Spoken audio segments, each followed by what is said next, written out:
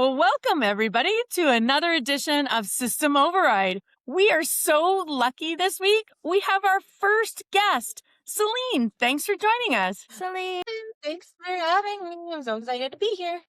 That's awesome. So for those that don't know Celene, she works with us at League. She leads our product group. And so we're super excited to have her join the conversation this week. Okay, ready to jump in? Let's do it. Okay. Oh, you guys are like, I echo. know. Well, I don't know. I mean, we can have like morning chit chat first if you want. Like we can do the this or that, or Yeah. we can get into it. Yeah. Okay. Well, let's get the big action done Oh, first. yeah. I think that will lead to our chit chat, and then we've got some great stories. This a little bit tougher this week. Okay, so last week's big action was around thinking about what you're really getting out of work, and are you getting enough? So, Bri, I'll kick it over to you. What? How did you think about that comment this week? Yeah, no, it's actually interesting. I don't know if we are creating a self-fulfilling prophecy because I feel like every time we do these things come up at work or if I'm just looking for the connection points, but I feel like we had a lot, not just for myself, but we also, I feel like, had a really good team check-in around just what is everyone working on, because we're a startup and we are wearing many hats and we're all doing a ton of things all the time, but there's different things that fill people's cup and there's different things that don't, but there's shit that have to get done. And so we had a really great talk about that around aligning on the hey, are we managing the hard with the fulfilling, snips, and how are we managing,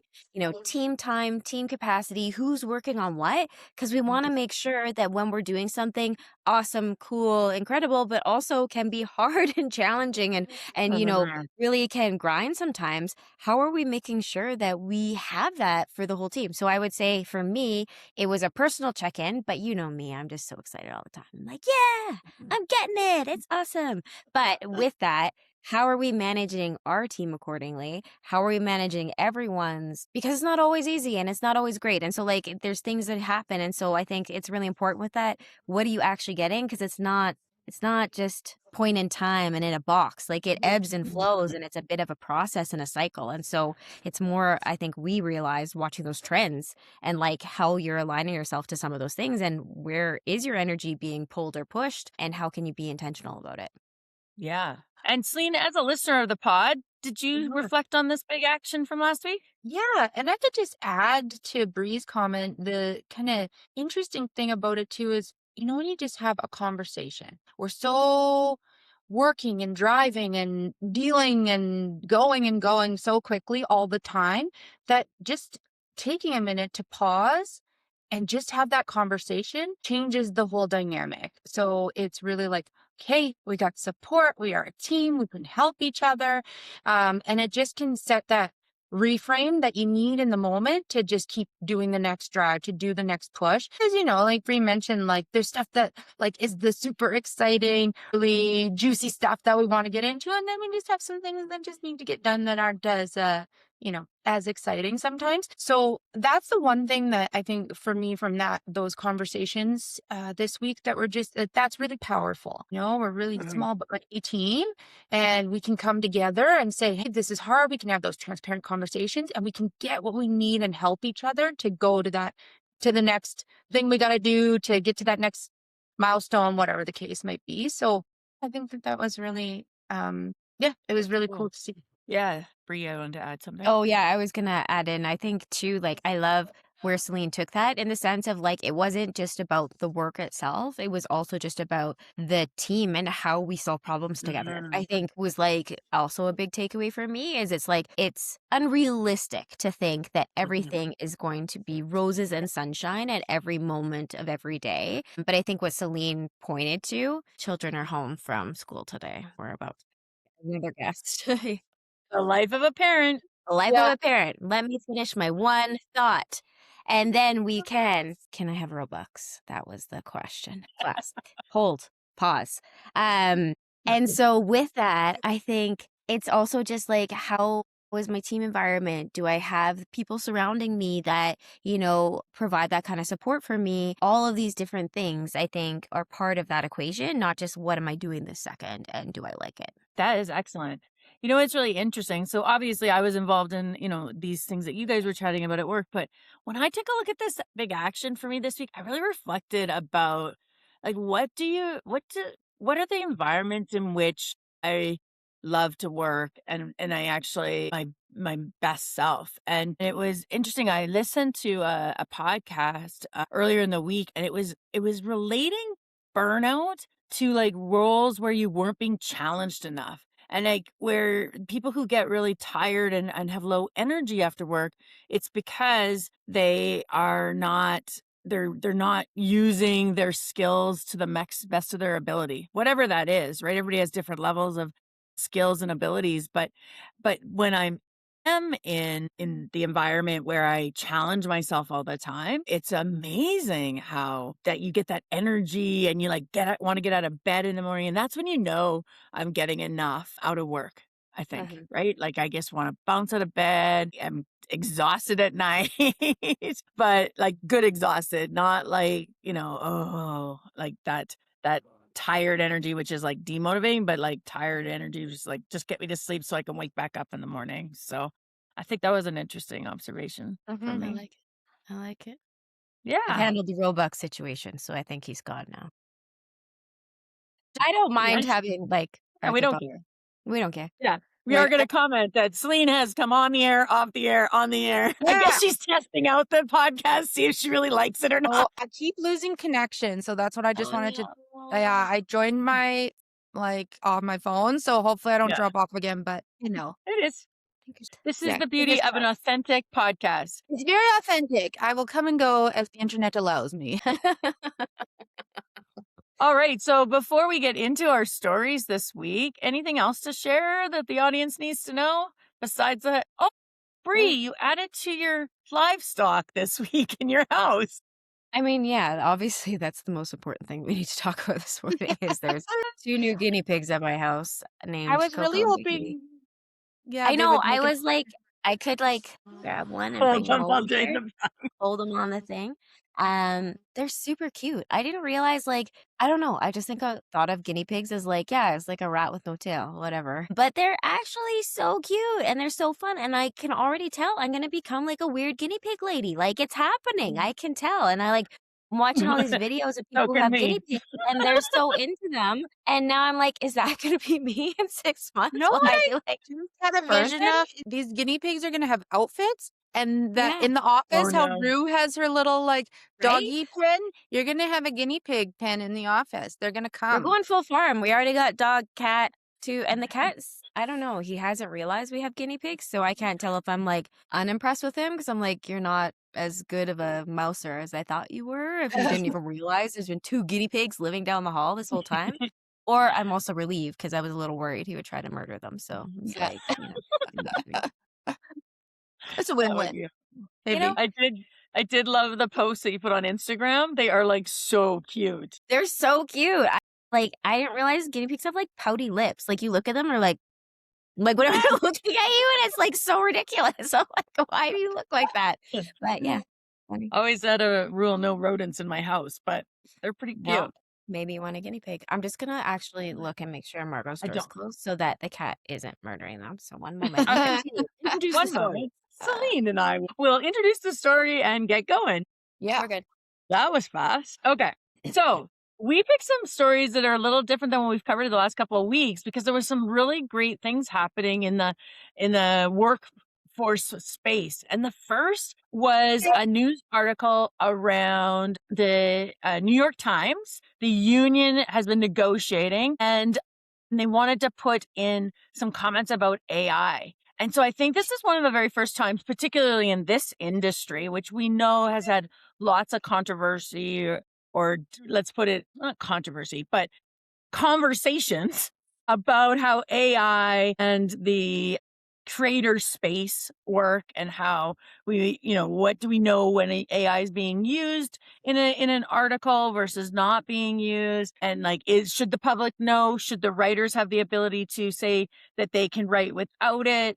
All of these sort of things were part of the negotiation. And we don't know the settlement yet because I think today was sort of the deadline or late this week. So I wondered what you guys thought about this being kind of the first time we've seen AI come into a union contract or negotiation. I thought this one was really interesting, and I felt very, like, conflicted, I guess, when I was going through it as far as, like, the multiple sides of it. And unions are important, and they're there for a reason, but I don't love the union mindset personally. Like, I have a really hard time with it. I feel like for the value that it provides, the mindset can turn into really old guard when applied to it, and then also, like, really quell forward momentum, which I am all about as far as like moving ahead and creating better outcomes. And so that's the one thing I don't love around, the way that unions sometimes approach these things. But I thought it was very interesting for a number of reasons. One, I think I'm not seeing management say anything about, necessarily why they want AI to be put in as far as some of the so I'm seeing a lot of mistrust. Like I would say in all these stories, there's so much mistrust. It's like AI comes in, workers are freaking out, being like, oh, you're just trying to take my job. And so that was kind of screaming loud and clear, which as a leader who uses a lot of AI in our organization, I felt like I get like you want to be able to use the new tools at your disposal, but it brought up the question for me of like how well, one, are organizations truly aligning to that principle and value set themselves, or are they looking for this as a headcutting exercise? Because I think that's where the mistrust comes in, right? And so, like, Right. if you're genuinely trying to put this in your organization in a way that is going to do all the things that you're trying to position it as far as like better, faster outcomes while enabling your workforce and really as a tool for your workforce, then you should put the gas pedal on that. But if you are trying to do this as a sneaky way just to cut headcount, then shame on you because you're part of that narrative driving of the mistrust. And so if organizations are going to act like that, we're going to be in this constant tension of push pull. And so I think there's like, how do you create trust at the top level of engagement? And at the union level, it's kind of frustrating to me that like, I guess my question is who's creating the narrative? Like who is bringing it, or are you both bringing it? Like, is leadership kind of seeming shady about it and bringing it down and the union's reacting to it? Is leadership introducing something genuinely that they think will help and the union is starting to throw a bunch of drama attached to AI? I think we're just continuing to see this narrative around lack of trust around AI. What does this mean for me? And again, that kind of shrinking mindset and not that like, what could this do for us? How can we think about operating this space in an entirely new way that I can use this as my benefit? And so like, that's my semi-union rant, but there's a lot of things. A couple weeks ago, we took on the government. Today, we're going to take on the unions. Whatever. Old guards. I just don't like old guards, okay? Celene, what are your thoughts when you read the story? Yeah, it's interesting. I mean, like to your point, Bri, it's sort of like, their positioning is like flexibility, but if you don't have transparency, then it's just cost cutting. And then you get this mistrust of like, why are you bringing this in? Why is this the case? But I think like having a marketing background, we've been using tools to write for a long, long time. And maybe my question would be if where the implication comes is like, is this not just a tool that we can use as individuals? And when it starts to be implemented in this way, it's like, what's the meaning behind that? Like, what is the end goal there? And so the way that I was thinking about it was sort of like where the distrust is coming for is like, is it to replace me or do I get paid for what I'm training it to be? And it doesn't exist without the human element. And so I think that's where this big disconnect comes from. So that was kind of really interesting to me because we've always used these tools and never once did we think about it that it wasn't ours because you're still going through, you're still picking, choosing, you're brainstorming with it. You're using it as like to jog some different word choices or to think about a sentence structure differently. I mean, I'm kind of going high level, but that's how we were utilizing it in copywriting, which is not journalism, but as an example. And so, like, what does that mean? It's still my tool. I still did Mhm. all the inputs. So there was that kind of interesting disconnect that it's like, what is actually happening here? And Mhm. obviously there's a cost cutting and a speed to market piece that's coming in. And that's feeling really like, whoa, where are you trying to replace us with this? And Right. so, yeah, I thought that that was super interesting having utilized it for the relatively same purpose as myself. Yeah. That's a really good point, right? We always know that unions, their job is to protect the worker and their job. That's why they exist. So they're always going to argue on the side of anything that might have an impact on labor and the number of people in the union and that's and their quality of work, obviously. Like Brie, I'm not a fan. I think that we have outlived the need for unions, right? They were brought in a time when, people's lives work around machines and they were Mhm. dangerous and there wasn't good standards around work and that sort of thing and today clearly non-unionized environments can be crazy and maybe work differently than a unionized one, but we probably could figure out a new way of protecting the employee without a union. But the thing I think was interesting here was that people were worried too about Mhm. ownership Yeah. of their articles, Mhm. ownership of their own natural writing versus AI. And I think what we continue to see week in and week out is just a misunderstanding or not really understanding what AI does, how it Yeah. works, right? And this is what continues to create this mistrust, you know.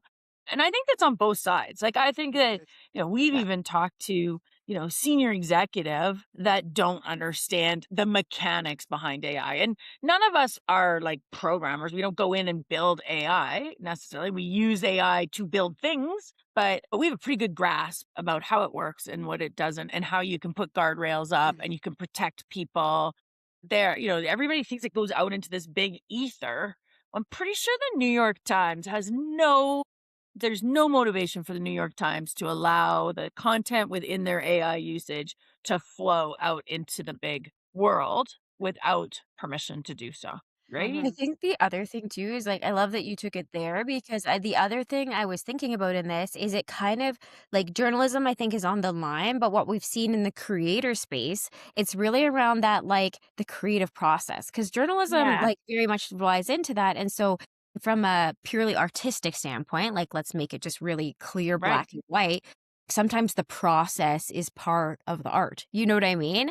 As someone Exactly. who has an art background and kind of went through that, I get how some people are thinking. So it's like very interesting to think of this entire new way of thinking of like a tool to take away something that we value, that entire human piece, and not about always the optimization of the process Mhm. or like fast tracking that productivity of the process in a pure art scenario. And so I Mhm. think Yeah. in a journalistic standpoint, it's an interesting gray area of like, there is an art form to this type of work. There are processes that go along with that. And journalism is very competitive. And so I wonder if some of the reaction is from that too, because, Right. well, my connections, my leads, my way of doing it, my this get me better, faster results. That's my edge. What you're Mhm. telling me is we're now normalizing the playing field, and a Yeah. lot of those things that were part of my personal value prop are now flatlined, and so what is that? And I think that's an interesting space for people Right. because it's like, do you get value out of your performance then that way as you? I mean, I don't know if I would love like, I love being a top performer. Would I love feeling like now Tom can do just as good of a job as you, and Tom's a real, he's a real dead weight, but now he can get there too. And so it's interesting, and I don't have an answer for that, but I think that's where I think what I'm hearing in what we've been talking about and in looking at this article is there's a lot of pieces to this pie.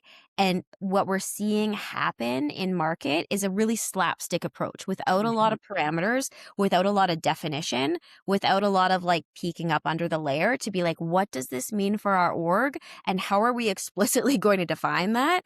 And then Right. work together to grow that definition over time. Like that plan does not exist. What's happening is like, we're using AI. And then it comes in and everyone's like, "Ah," and screaming. And like, that's literally what's happening in every news article we read. And so, like, how can we be a little more thoughtful about how we're approaching this would be very helpful, I think, for everybody. Yeah. Celene, anything else to add on that one? Yeah, I agree. It's just it seems really like like it's just a slap add-on and it's going to give us a competitive edge from a journalistic standpoint for the New York Times, and that's just not how it works. And you can't It doesn't. avoid the human piece. When I think about this, you think about the journalists who like you love their voice, their tone, their approach, Right?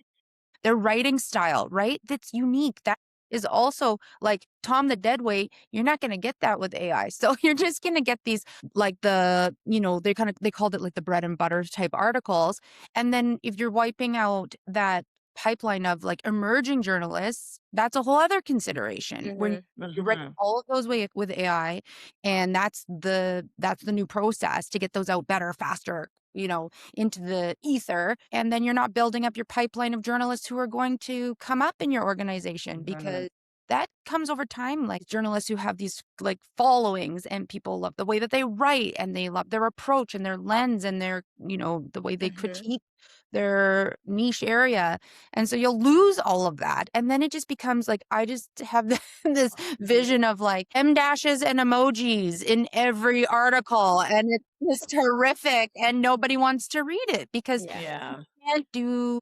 And that's where this slapstick approach and there's no Yeah. transparency and it's going like, what is happening? So this is where it's like, and on the union side, yes, it protects the employees. It also protects the other side of them. There's the positive and the negative. People who Yeah. don't work as hard or do as much or Yeah. whatever it is, like, it's a protection on both sides, good or bad. I use those words. But I think interesting too is like this.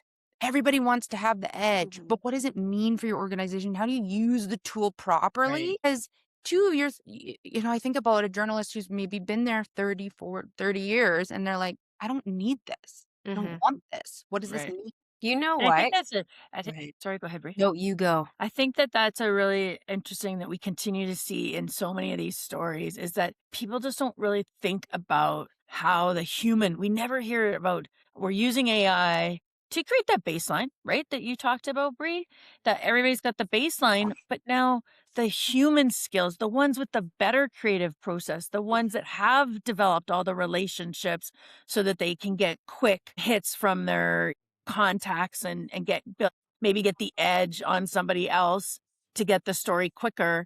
Like those people, first of all, you have more time to do that. And then second of all, it's still, those are those human things. AI cannot build relationships with a group of people it doesn't know. Yes.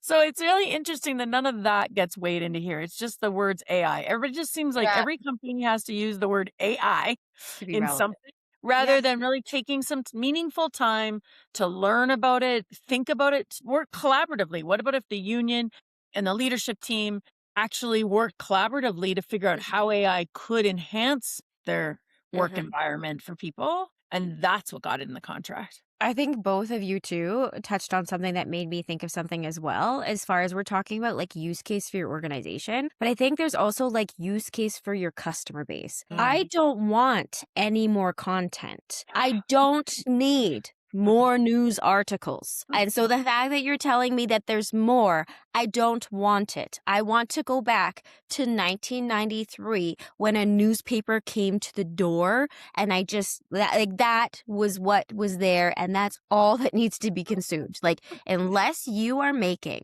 good news stories about fuzzy animals and saving babies from fires, I don't want it. I don't want to hear about how more children are dying in some place over here. I don't want to hear more about this and that. Like, I don't want it. So, like, that's great. But who's consuming this? Like, I don't want it. Like, do other people want it? Like, Yeah.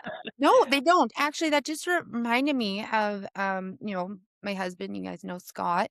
His company, they're working on an article with I came back and right away they knew that the person had completely used AI and they ended up having to rewrite it themselves because it just wasn't, it's lacking that human touch. It's lacking that creative edge. AI reads in a very specific way. Now, could this person perhaps have massaged it before sending it through? Sure. But to your point, disappointed customer. Yeah. Disappointed. they didn't want And that. like, that's not the same as using it as a tool. You're Yeah. using it to replace effort, and that's not the same Yeah, thing. that's different. And so we'll give our alert that we give every time this topic comes up. You are not to use AI and not go through it and really add your human touch to it. It is a starting point, a framework. It is not a finished product. And particularly now, you can tell the difference so quickly when human element is not put into it. So we want to remind people that this is not the right way to service your boss, to your customers, your peers. You should use AI in a way that is effective, but not the end product. Also, there are dead giveaways for things that come out of ChatGPT. Yeah. Too many hyphens, weird little Oh, hyphenations. Sometimes it does weird spacing. I think it does it on purpose. It's almost like the tell, you know? yeah. And so like we say, you should never ever. You're reading the wrong assignment if you just take it out of your ChatGPT and send immediately. That is not what is supposed to happen. Okay, let's get off of our rant about ChatGPT, although the quotation marks drive me crazy. Uh, let's go to our next story, which I find really fascinating. So we put this as kind of a breakthrough for us, as this again is a contract negotiation. It was a strike that again happened in New York. New York happens to be our hot spot this week, but there was nurses that were on strike, the longest strike ever. As you guys know, anytime we've been had health workers on strike in Alberta or Canada, the government is working really hard to get them back to work quickly because obviously they are essential. And they were on strike for 21 days. And part of it was that they wanted to know how AI was being used in their jobs and protecting their jobs, because what was ending up happening before was that they were overworked and that they were using AI when there was minimal staffing or when there were staffing shortages. And again, this breaks my heart because I think nursing is like one of the most human roles, anything in the medical field. I feel like a human is important. I think AI can make enhancements in the medical field, but not replace the human. What are you guys thinking on this? Yeah, I completely agree. There's just not a replacement for that. And it's a good case in point for you can't drive the human element that is integral to any business, but in particularly healthcare. You can't subsidize that with AI. You can't. Hmm. It should be used again as a tool, not a replacement. The human Right. element doesn't change. And that human to human. And it was during flu season, like a heightened time, Yeah. people were in the hospital. Like this is critical. And I think what this article and this nurses strike shows us is that we we've been hearing this for a while. Like, AI is hope, exciting, all of these things. But where are the guardrails? And Mhm. this has been coming out of even AI companies themselves, people who come out of there and speak out about it, who've been on under the hood. But I think just a collective, we're like, we know there's no guardrails. How can you put a guardrail in when you don't know what the and it's sort of What are you like, doing? what are you guarding? And so this is an example, and I think we'll just continue to see this precedent set over and over again of like, Yeah. again, the think we're doing better, we think we're doing more, we're being more efficient, this is going to be great. And it's not thinking through or really understanding the outcome, the impact that has to those people working those front lines or whatever the case Mhm. may be. And so I think there's a real shift here, and it sets a probably really important precedent of like, this is not a replacement tool. And so it affects the human side of your business. It affects the human side of your organization. And again, it's like we were just saying, the people who are working, but also the people who are in the hospital. Yeah. How can you possibly take care of a sick person down when you're short staffed? You just can't. Right.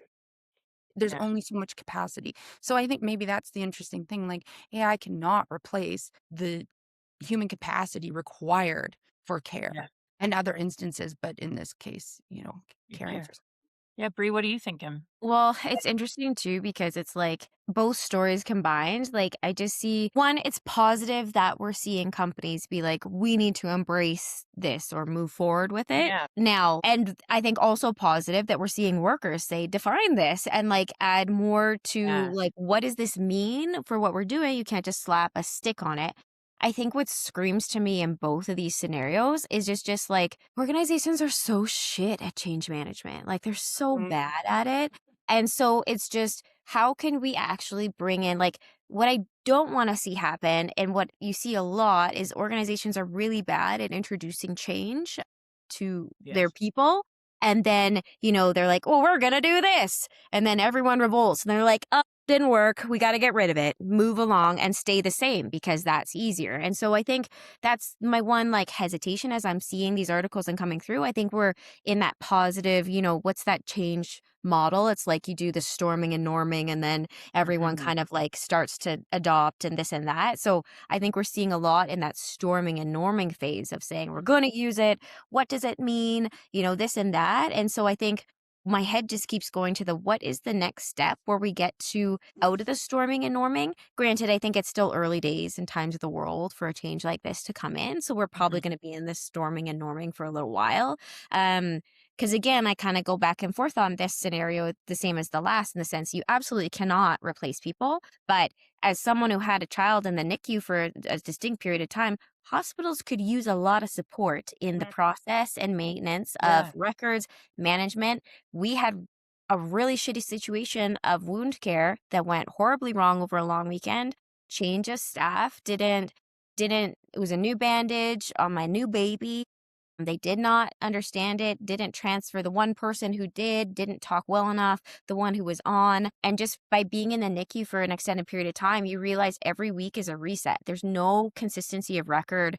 There's no consistency of what's happening with your thing. And so you have to become that consistency and making sure. And so that's stressful. Like when you have Yeah. someone in care and you have to personally just ensure that you are on top of everybody all the time and making sure that they know what the hell's going on and not assuming that they are actually doing that in a way that's effective because one, I don't want to knock the hospital or the nurses. They were all incredible and amazing and we are so blessed for everything they did. It was more around the processes that run it Yeah. and the consistency of data and information, to be honest. So that's where I see a huge opportunity in a situation like this to help. But again, so it's like, I think I'm feeling agitated and frustrated because it's like in both of these, I see huge opportunity for wins, but a lot of messy disconnect because of poor execution. And so, like, I think those two things are irritating. It's like, it's so good. And you're just like really messing this up. Like, be better. And so, like, I think that's where, like, both of these, I'm feeling like a little triggered by them. Doesn't it sort of feel like it's like this? They have FOMO or something. It's like, well, Yeah. we need it. Get it in. What do we do with it? And that feels really jarring. And I think we're going to see more instances of this where it's like that, I forgot about that term, storming and norming. Yeah. And we're going to see a lot more of that of like, we don't want to miss out. We need to start somewhere, but we're just going to, it feels this way. I don't know, obviously, what was input into bringing it into the organizations, but it just feels like get it in and then we'll figure it out. And that does not work with people. And to your point, change management has not been many places strong suit, but there's a huge impact to that. And Yeah. I agree with you. Like here, even from having family member in the hospital and the exact same thing, like having to really be on top of it and other people needing to advocate.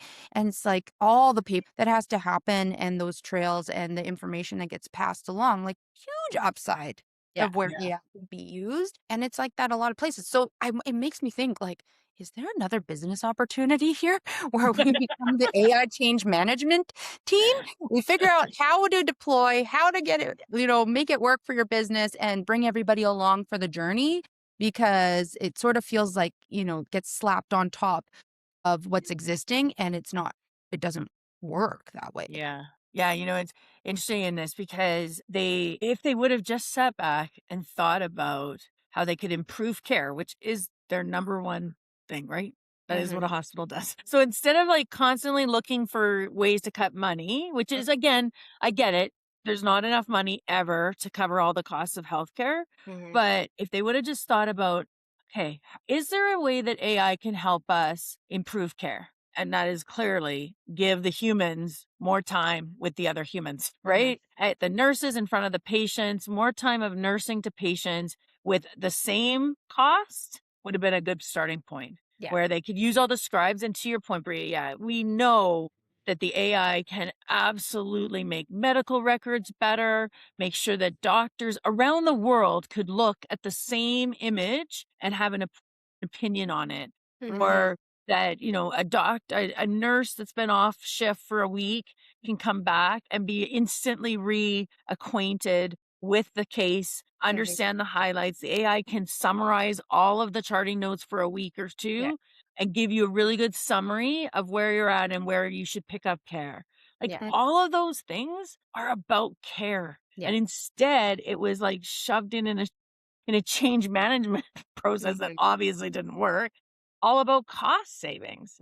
And so I'm really proud of these nurses for being able to get it into their contract of what AI would be working would be able to work in their benefit and in the patient's benefit.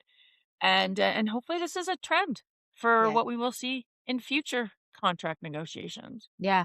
Well, I think that also, like, the end of your guys' statements ties back to, like, the ultimate value to the customer, whether it's a patient, whether it's a Yeah. reader, like, we're taking something like, I think, yeah, part of it too is just taking a tool that is expansive and unboundless right now and using really old guard traditional thinking and a very shrinking Yeah. mindset to apply it. And so we're seeing this disconnect between that expansive mindset of like what it should be. And ultimately, it should become back to the very end customer. Like, yes, you have to run a business. So you're obviously looking at this from a business lens, but ultimately, every business flourishes the most when the customer is happy and the customer is working well. And Right. so that's where you actually truly reduce costs, is in your cost to serve, your cost to deliver. And that's truly focusing on the value to the customer. And so that's probably where we want to see people starting to take this conversation as they're thinking about it from their organization's perspective,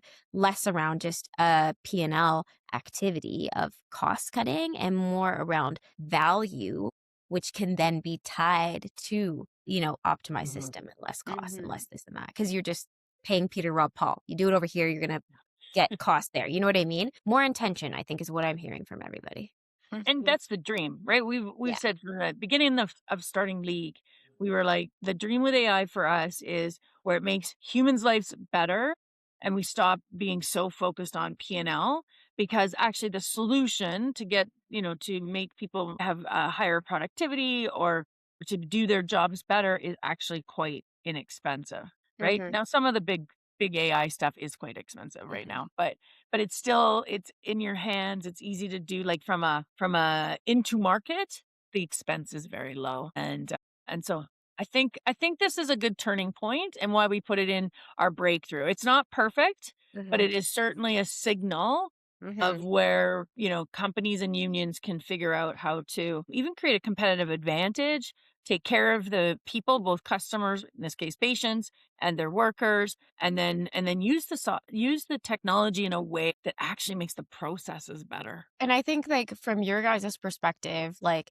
so if I'm a listener and I'm either a leader of my own organization, I'm an individual contributor, we've been talking about application of these tools into work. What are some things, like, what I'm hearing we can leave people with is, one, really have a customer or ultimate outcome focus. And like, what are you trying to accomplish with it? And start at the end and work your way back, is what I'm hearing. And Yeah. then two, what are you trying to accomplish and what's the ultimate outcome? And like in that, what I'm hearing is also having an expansive mindset of like what could be possible, because that's now shifted so much versus just how can I, kind of guard and do this or that. Like, would you say that's a good place for people to start if they're looking at implementing change in their own organizations? Oh, yeah, I would agree. It's the human centricity and ultimately like short-sightedness. We know that when you're short-sighted and you just focus on this, you may get an immediate impact to your bottom line, but it will cost you more in the end. And so those two things, coupled with the human centricity, like that doesn't go away. We can't treat it like that's not the actual place where you get the value in the end, right? So I agree with you. I think it's really Yeah. As you were saying that, I was just thinking about, we came through sort of the where, the introduction of the cell phone and the internet and that iteration of technology over the last 20, 25 years, we lost the focus on humans, right? The Totally. client, the customer doesn't, we tried to give good customer experience, but ultimately it ended up being about bottom lines and less about, the customer. Maybe the era of AI is that we get to go back to, we get to get through this rougher, this norming and storming portion of this change cycle. And we get to go back to a place where we can really think about how the humans interact with other humans, because some of the other stuff disappears or Yeah. is handled through the AI or is more efficient, or we have more information at our fingertips that allows us to be in service of other humans differently than it does Mhm. today. Might be an interesting concept for businesses and individuals alike. Mhm. Okay, story number 3. This one again, we had talked about this whole iteration of we're going to transition from a highly educated, everybody had to have a university degree. MBAs were like, you needed them to do like what used to be quite simple jobs. That's been the story over the last maybe 10, 15 years. And all of a sudden we were going to go to skill based. So I even saw it on LinkedIn. It was reported like like it was a super high percentage of jobs that were already, removing the need for a university degree off of their job postings and going to skills. And so all these jobs people are applying for with the right skills. Do you think that the hiring managers are using the process and forgetting about degrees? No, this one made me so upset. But really, truthfully, it's like you can say anything you want, but if you don't actually Right. trust the system or within your hiring process, you're gonna get the same outcomes. Because I was kind of thinking about like why are we leaning into these university degrees in the first place? Because we think that that tells us you can critically think, you can stick with something long term, you have commitment, you have like there's this whole laundry list of things Mhm. that get attached to a university degree without actually knowing if that's true or not. That to me is where this needs to change. What we have determined a university degree represents is that, like, I'd love to see Yeah. numbers of like, well, they had a university degree, but how did they actually perform? Could they critically think? Did they leave after day 3 or whatever it is? Like, how are we even backing this up? It's just Yeah. something that's been a part of the process forever. And I was so excited to see soft skills come in and and have its heyday. And, here we are. So and that this is like, as all of us have done, been hiring managers in the past and all the layers that exist and all the biases that exist, it's like, there's a lot to be done in this area, I think, in general. But yeah, this is like, love to think that it's like we were talking about earlier. It's like you have to start somewhere and it's going to Yeah. evolve. And, I'd love to see that be the case. And then how do we change the mind frame around and the mindset of like, how do we get what we think a university degree that those things that it proves from Mhm. skill base and from portfolios and from other ways of sharing that information as opposed to maybe it's, a university degree. How do we do that? So Yeah. that's the kick there. And Yeah. so people are just defaulting to what they know, where they feel Of course. comfortable, right? Of course. It hasn't failed them before, so why would we expect them to Yeah, just naturally try something different, right? totally. Yeah. Yeah. Agree. I can see it in your eyes. You're like, "I have a comment on this." I do. I mean, I found this really interesting. I mean, all of these, I think all the stories that come up, I'm always like, why? Like, why? What's the root? What's the reason? What's the behind? And for me, I was thinking it through, and I also feel like, resumes for better or like your degree on your resume is for better or worse a language. It's a language that gives an answer to a company. And so if I have a business degree, you know that I have taken an accounting course, I've probably taken a finance course, I've probably done some version of a management course. So you understand, at least I've been taught or exposed to some of the skills that you need. And so where Celene was saying, like, we've been so excited to see soft skills like come into the conversation. But I'm also questioning if this whole like taking away the university education stamp or something means we're eradicating the hard skill language or signal that Mhm. a hiring person at a company would recognize. And Sure. we aren't giving individuals the tools to translate their portfolio, their whatever, into a language that those hiring people understand. Like basically, we just took away letters from the alphabet and said, okay, we are ABC, no more DEF. Okay, it's going to be fine, guys. Just keep going. And we're going to hop back in HIJK. Okay, go. And everyone's like, amazing. We didn't need those letters. You're right. This is a way better alphabet. And then they get into it and they're like, shit, I can't read. Like, what do I do? My job depends on this and I don't know how to read anymore. And so again, failure and execution. Like, I will hound on this. Like, people just need to get curious. Like, everything is a process. And like, my brain more thinks like a computer, like, or a game. It's like, it's all funnels. It's all a pinball machine. And it's like, just where's the break? Where's the poop? Smell it. It's there somewhere. Like, where is the break of the chain? Start there first and then see if we can fix that. And what I constantly see is people think like, oh yeah, if I poke a bunch of holes in this hose, the water's still going to flow. It's not going to leak. It's like, no, you gotta patch the holes. And so for this, again, seeing a bit in my mind of a slapstick thing of removing a component that gave us a signal, not equipping organizations to understand what actually is the replacement for said signal, and then not replacing for individuals. Hey, how do you even talk about your signals to translate this now? Like, it's not needed, but you don't know what the alphabet is. We told you numbers. So figure it out. Like, we removed DEF and you got to figure out how to translate 1, 2, 3 into that. And so how do we, and I mean, that's something League's super focused on for individuals, is being able to remove some of that gap that we're seeing in friction, because we're going to help you figure out how to say your ABCs and how to translate into DEFs and all the other things.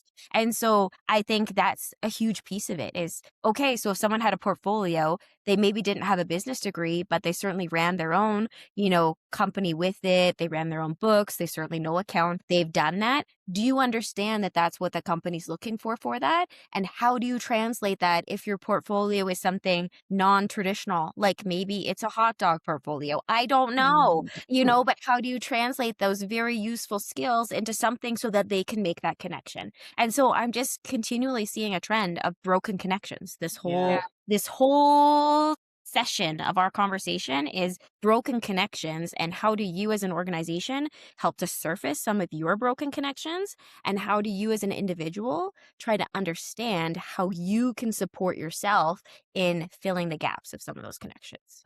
What do you think, Shannon? Okay, I love your alphabet analogy. Tone it down. As you're talking, I'm like, poor Fred. Fred is only an R now. In Bri's new language, you're just an R. You're just an R. How do you say you're Fred? You're not Fred anymore. But that's a really dynamic way of talking about when you pull something out that you've relied on heavily, you become an R. And there's nothing wrong with R's. No prejudice against R's on this show. But it really is about that, again, that change. Nobody thought. Somebody just said, we're going to get rid of university degrees. We don't need them anymore. We need just skill-based. But again, I really haven't heard anybody define for me this skill-based mean. Isn't, like, to Celene's first comment, didn't we go to university to get certain skills? Isn't university 4 years long in most cases? Because it takes 4 years to perfect some of those skills, like tenacity, like commitment, like problem solving. And all of us come out of university with a variety, varying degree of proficiency in all of those really soft, but yet critical skills. But how do you articulate them? Like, this is why, even if you're a superstar in those things as you come out of university, if you don't have the right degree and that the people are looking for, the degree has always surpassed the skills. How do you now tell an employer that I have the skills, but I didn't get the base knowledge? And that's both sides. The employees can't do it, and the leaders have no idea. They're like, I'm just going to default. I need to hire someone. And I'm just going to default back to the ones that do have a university degree still. Right. Because, without the mechanisms to understand what your skills are, how do you make a decision? Which also brings up the point, like, what was the end game in doing this in the first? So you could just have a million more resumes to sift through?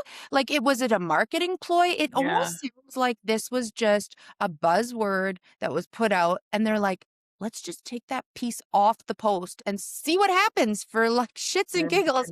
Because if you're not going to actually implement the proper tools and processes that you need to do that, when, like you said, the signal, the understanding of sort of what this language of a degree means, when you take that away, what are you replacing it with? So that's kind of interesting. One thing when I was reading a little bit into this that I thought was so on AI was like the one place where this is happening is when companies don't know much and the talent is scarce. So for AI Wow. roles, that's where companies are like quickly learning how to evaluate the skills and be like, yeah, you can do it because we actually don't know. And so that was kind of a really interesting find. Yeah. So, what is, unpacking that, it's like, that there isn't the language around AI right now. We don't have a degree for AI. That's actually really interesting though, right? Because so many people, you're right, are self-taught.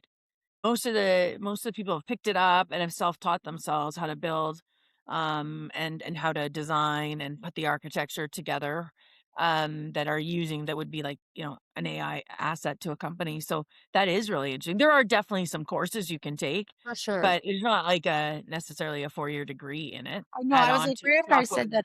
Yeah. Sorry, I didn't mean to cut you off. Right after I said that, I was like, I don't know if that's true or not. That could exist now, but I don't Well, think. I think yeah, I think that there's some education, but you are right. So many, but even we were talking to a software developer a couple of months ago, and he didn't have AI, like there weren't AI classes in his degree, and he wasn't, that old. So No. it's really new to add it into a software developer's, but a software developer today would need to go and learn AI in order to continue to stay current with their current, role, I would think. Yeah. Yeah. That's a really good, that's a good angle on that. Okay. So we definitely have had some tough stories to talk about today. I think at the end of this, to tie it all up, what I would say is leaders, you need to do a better job of change management.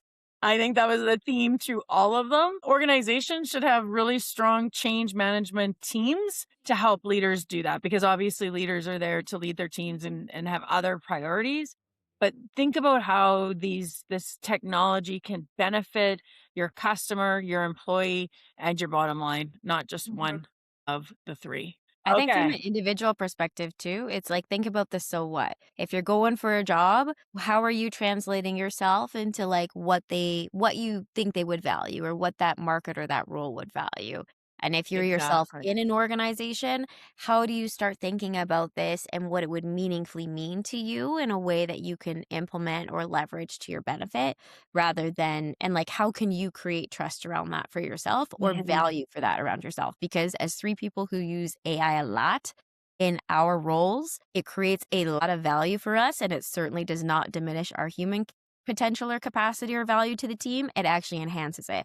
So I would Yeah. challenge and embrace all of you to think of that for yourself too in your role. Yeah, it's a great point. Okay, to the big action. Through that theme that we talked about today, it seems like there's a lot, an employee needs to take on a role of really being curious and understanding what the AI rules and what role they're going to play. And so we had thought this week we would talk about, asking that question, challenge yourself to ask someone in your organization what the AI policies are, what AI protections might be, and get it in writing.